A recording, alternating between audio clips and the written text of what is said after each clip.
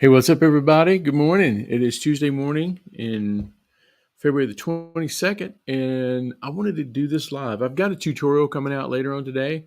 As a matter of fact, I'm exporting it right now, and I just wanted to talk about that because I'd love to get your input on it. I know that some of you guys are studio owners, and here's where this tutorial came from. I had a friend who said, "Hey, I want to start a studio. I've got a computer, and I want to be able to record and mix myself. I want to learn how to do it.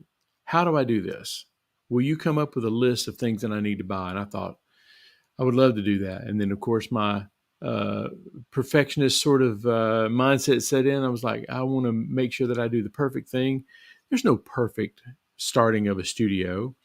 There's only start, and that's what this tutorial is about. That's coming out a little later on today. I'll let you know when it comes out. And if this is after the fact, hopefully the link is up here somewhere. I'll put the card up there to you where you can go to that studio. So what do you need? Good morning, guys. I want to say, hey, good morning. Blake is here. Good to see you, buddy. Nathan McFarland, the doctor, is in the house. Let's see, Elliot's here. Kevin McManus, good morning, my friend. It's good to see you guys. So that where this came from is a friend of mine wanted to know, what do you absolutely need to get started in the studio? And you might be surprised at how little you need. So one of the things I covered in the tutorial is there's a lot of bundles that you can buy. Presonus has a bundle. Even Behringer has an interface. Behringer has an interface for $49. So, and you're not gonna impress anybody with a $49 interface probably, but it's not about impressing somebody. It's about getting in it, finding out if you like it or not, finding out if it lights that fire in you, right? I mean, we got to have stuff that we enjoy doing, and you don't have to spend a ton of money. In the tutorial, I mentioned, if you thought you might like to work on cars, you don't have to go and buy a $3,000 lift and a whole set of tools and a big, huge toolbox. It kind of gets you distracted from defining if you want to change your own oil or not, right? So you don't have to spend a lot of money. And I got it down to around $500. You can do it for less. If you're a musician, chances are you've got most of the equipment that you need already. So anyway, uh, Elliot said he started with an M audio bundle. I haven't used an M audio bundle, but I know it's got a pretty good reputation. What I have read about is uh, the Sapphire from Focusrite. Focusrite has a good reputation too. I even found, like I said, I even found that Behringer thing for $49. You got a cable, a microphone, and you can even buy. I have found $80 microphones that the longer you're doing it, the more you're discerning about what it is. Mainly it's noise floor, but if you're going to be right up in a microphone singing, and you're not going to be recording very distant stuff where the hiss might come up and the noise floor might come up, you'll be okay. So if you're on this call, or if you're on this, or you want to watch the video and you just don't know um, if you can afford it, I think you can afford it. The main thing is to do it, right? You'll improve as you go. Um, so I would love to know your opinions on it, but I'm going to go ahead and cover a little bit of what I covered. Now I did mention in the video that this is assuming you have a computer, because that's probably the most pricey part about it. But the thing is, you don't have to have the newest computer. As a matter of fact, I just did something in December where I did basically a theater show where I was playing back and even recorded a few things in the computer. And it's a 2010 MacBook Pro. It did just fine. I had an audio interface and it did wonderfully. I could have done a session with that. So reclaim that old computer and put it in. But you don't need to go and buy a brand new computer. You will know when you need to. So do that. Okay, so we talked about bundles a little bit. There's some stuff on Sweetwater. Kevin, you may even have a bundle. I don't know, where you can buy the interface, the stand, the mic, the cable, maybe the pop filter, all for one set price. It's a good way to start because you'll be able to reuse that stuff. If you decide you want to upgrade your microphone, you'll still find a use for that other mic. I have mics laying around everywhere. I'm sure you guys do too, right? Here's another question. Do you even need an interface?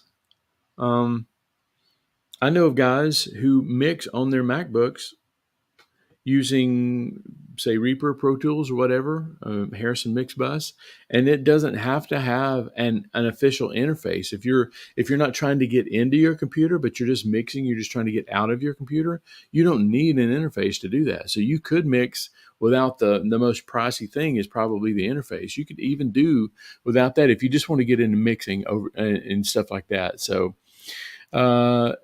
let's see. Let me go back to the comments real quick, and then I'll finish up. Yep, Kevin, that is. I mentioned this article, this comment a lot, and I learned it from you. Rick Hall said, and I thought you said it, so I give you credit for it. A good producer can cut a hit on a Wallensack. Now, if you don't know what a Wallensack is, I don't. I've never used one either, but a Wallensack recorder was kind of one. Kevin, correct me if I'm wrong. You can. It was a very entry level, not a very good sounding, but I guarantee you that Kevin McManus and most every guy that I see on this live stream, you could probably make a Wallensack sound good too. Basically, Kevin's saying a good producer can cut a hit record on a Behringer $49 interface. So yeah, thanks, Kevin. Steve Klein said I started with the original inbox. Yeah, nothing fancy, but Kevin, look where you are now. Stephen Klein, see where you are now. I mean, you didn't buy everything that you have now, right? Tell the guys you don't have to. You can start with, and I think that interface was like $299 or $399. It wasn't too much. It was pretty much everything you did. Dr. McFarland, I mixed a song from my last client with a laptop and headphones. Point.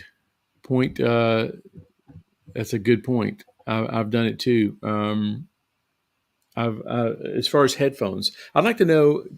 Put in the comment section what headphones are you using when you do your mixing. I've got a few that I like, but I'm trading monitors right now, and I'm going to be looking for another set of monitors and another set of headphones so that I can use. So I'd like to know what you guys use too. So put that in the comment section.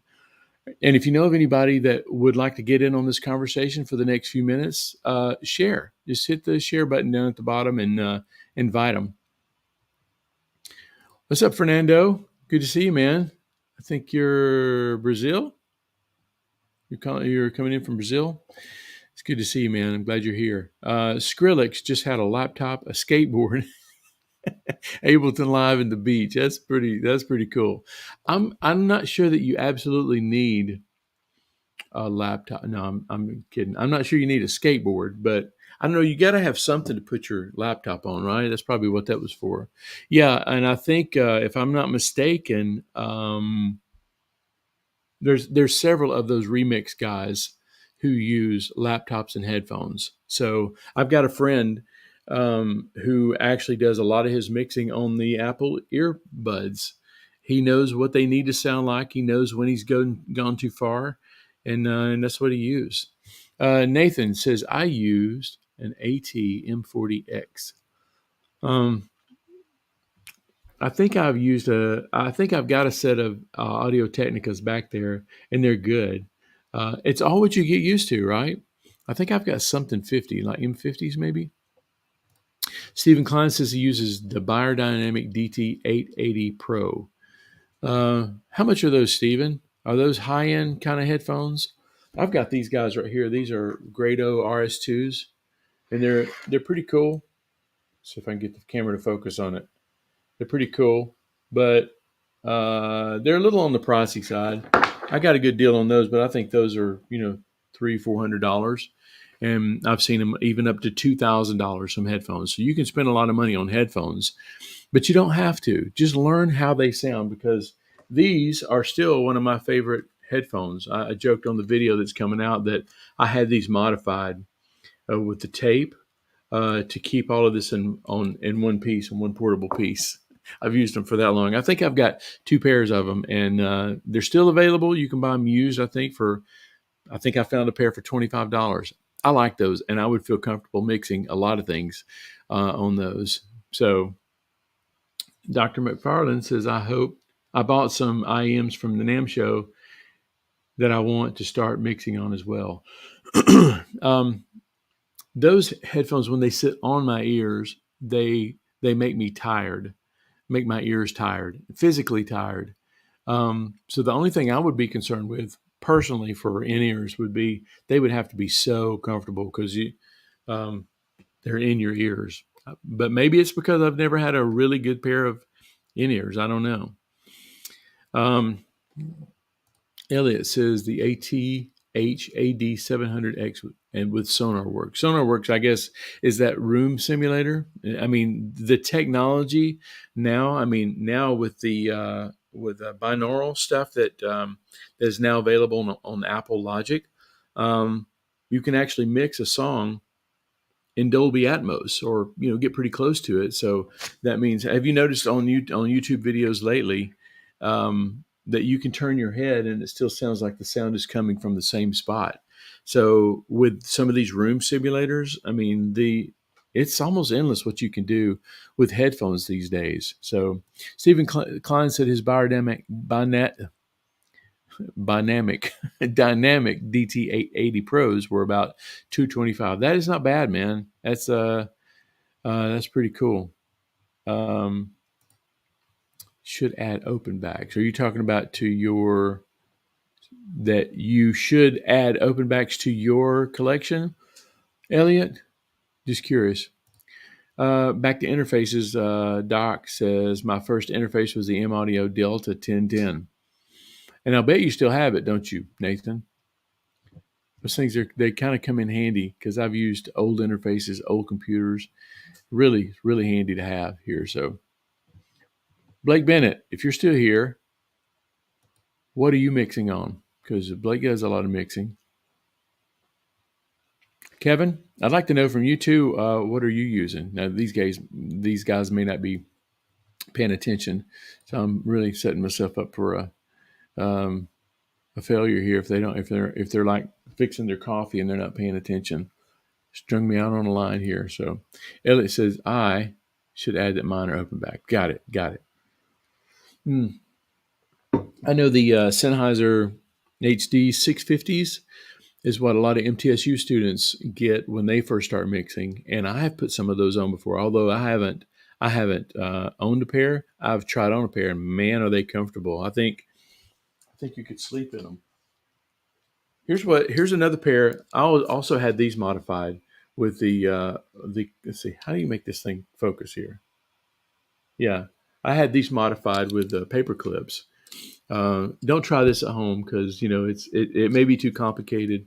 Leave it to a professional. But these I used to mix on these quite a bit. Sorry about that. I used to mix on these Sony CD2000s. I think is what they're called. MDR CD2000s. Now I could sleep in these. Yeah, I mean I could take a nap in these guys right here. They are really comfortable. But I stopped using them. I think I'm going to start using them again. I just need a cable. I need to get a cable to go in there. But oh yeah, here's my other. Here's a AT M40. These are the same ones that you were talking about, I think, right? Was it who was it that had these Audio Technicas? These are great. I don't know that I could mix on those. Sorry, I keep getting out of the microphone. I'm a pro. I should know how to work a microphone. So headphones. The DT880s, the 225 ones are semi-open, and I find them very comfortable. Yeah, I mean, comfort is one of those things where they have to be comfortable.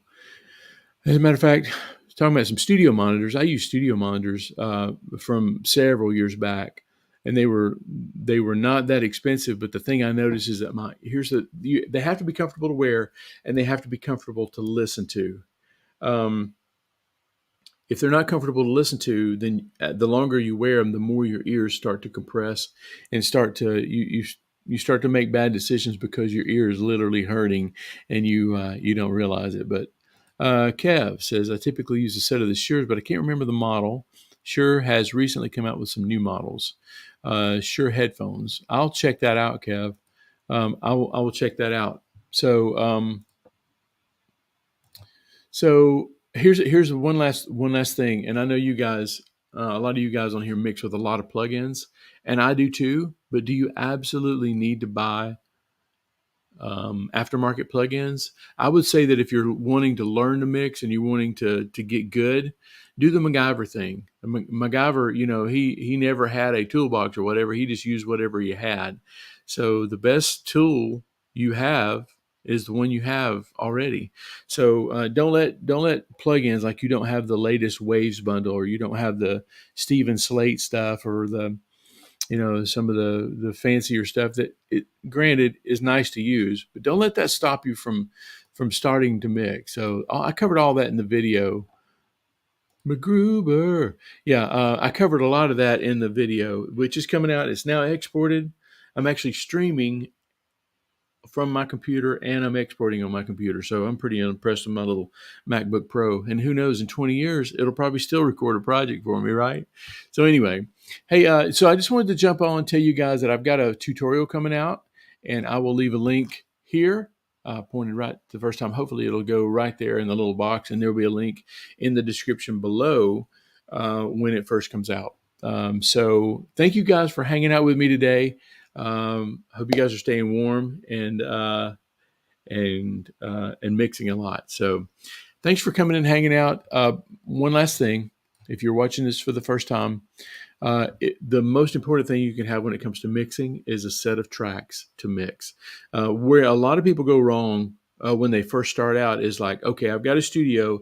Now I have to create the music that I'm going to mix. And so not only do you not know how to mix, you don't really know how to record either. So you're kind of at a double disadvantage because you don't have tracks that have been professionally recorded to download and mix, and also tutorials. And you can find all of that on mixcoachmember.com. We mix a new song every month. A lot of these guys on the calls are members.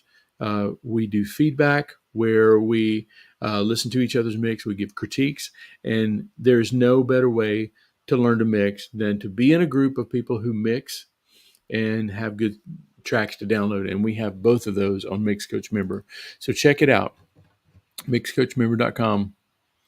Oh yeah, and one last thing. Elliot says you don't need plugins to start. It's a great habit to have using stock plugins. Agreed. I'm learning sort of a new DAW, learning Reaper and loving it. And Reaper comes with everything that I would possibly need to mix. You don't have to have any aftermarket stuff. They've got stuff to tune. They've got EQs. They've got reverbs.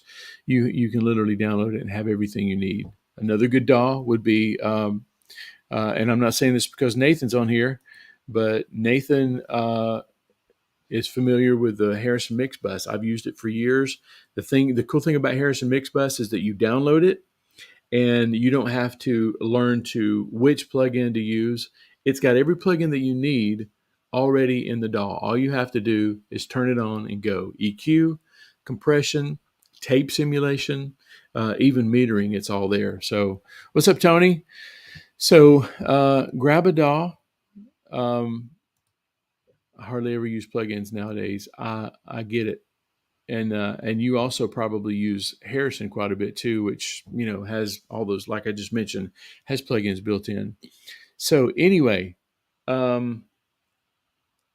if you're wanting to learn to mix and you're looking for permission to learn to mix, I and all the people on this call hereby grant you permission to download a free DAW trial, use GarageBand, use Reaper, use the stock plugins, download some files, and start mixing, because that is the only way you're going to learn and learn what to do. So anyway, mixcoachmember.com if you want to download some good tracks, be around some good dudes, and I guarantee you will get further faster than you ever thought you could when you get into a community like that. So this is good. This needs that guy from the Dos Equis commercial, right? I don't always use plugins, but when I do, I use 100 of them. That's a good way to end it. Thank you, Tony. I appreciate that. Hey guys, I'm going to take off. And thank you for hanging out with me. Look for a tutorial a little later on today, and hopefully it's right there. Again, if I can put that card in there 3 times. If not, it's down in the link below. And also, if you're on my mailing list, I will let you know as soon as it comes out, which it's exported. I'm going to upload it now. So, hey, I appreciate your time. And thanks for hanging out with me for a few minutes. And I will see you soon. All right.